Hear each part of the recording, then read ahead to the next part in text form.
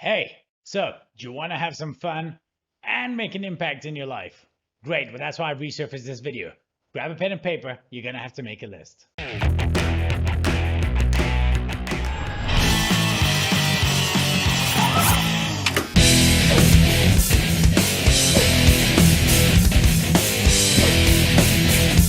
Greetings from a chilly summer's day in Reykjavik. I've got the iconic church just behind me here, and everybody I've spoken to about this, about hey, I'm on my way to Iceland, I'm really excited.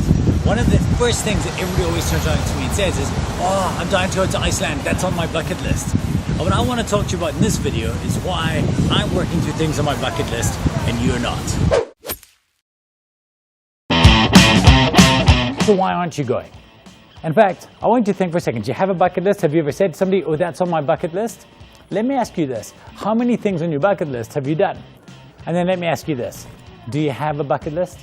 You see, here's the problem that I think you have with your bucket list is you don't actually have one. You've never taken the time to write something down. Saying something is on your bucket list is like seeing a friend, bumping into a friend at the shops and saying, hey, we should totally catch up for dinner. You both know you're never going to catch up to dinner because it's just like an affectation. It's like something you said, you put out there, hey, we should totally catch up. Yeah, I'll give you a shout and we'll catch up for dinner. If you want to catch up for dinner, you take out your diary there and then you send a mail and you schedule an appointment. And if you say to somebody, hey, I want to do that, that's got to be on my bucket list, you open up a list and you add something to the list. You add it to your bucket list. And that's what I've done. So my very first video, and I'll link to it here, I was speaking about a guy called Warren Rustand. So I was lucky enough 2 years ago to go on EO's Global Leadership Academy. And one of the guys who ran the program was a man by the name of Warren Rustand, a truly remarkable man that you must look up if you've not heard of him. And Warren told me, in fact, I was lucky enough, the first time I met him was we were speaking together at a conference in Houston. And at this conference, he turned around and he said, hey, I've lived a remarkable life. I've worked with multiple presidents in the White House. I've run billion-dollar companies. I've done all of these things. But the reason he's done them, he said, is when I was 20 years old, I sat down and I wrote down a list of 100 things that I wanted to do in my life. And he wrote down this list and he said, I'm going to pass it around the room, have a look. And sure enough, this kind of file of pieces of like almost yellowed pages were going around. It's one of those flip file folder things, and he was sent it around the room and we all had a look, and sure enough there's this list of things to do, play professional basketball, tick, work in the White House, tick, all of these crazy things.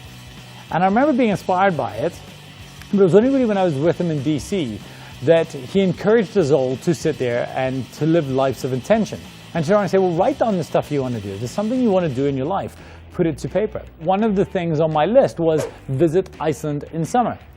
And so when I was thinking plans for my wife's birthday and what we were going to do, that item on my list came up. And I only put this list together last year, but already take the family to Scotland has been done. See the Toronto Maple Leafs play at home has been done. Recently, a couple of weeks ago, at Afri-Ski, I landed one of my snowboarding ones, which was to land a 360 off a kicker. And these are things that have been on my list, but because they're on my list, I've become intentional. And I think, by the end of this year, I'll have a whole bunch more checks. I want to do 100 double unders with a jump rope. I want to have a year of month upon month health improvements. And there are certain things that I've put in place that I measure myself against on a daily basis with my New Day's resolution to make sure that I'm working towards ticking things off my list. And here's the cool thing. The one thing I've realized is one of them is to build like a 100 million rand business, and another one is to solve a Rubik's Cube. But when I die, when I'm looking back at my life, I'm not going to measure which ones I ticked off and say, but that one was important. I'm going to just measure how many things on my list have I done. So if I've done 80 out of 100, that's a good list. Warren, he says he's done just over 90 on his list.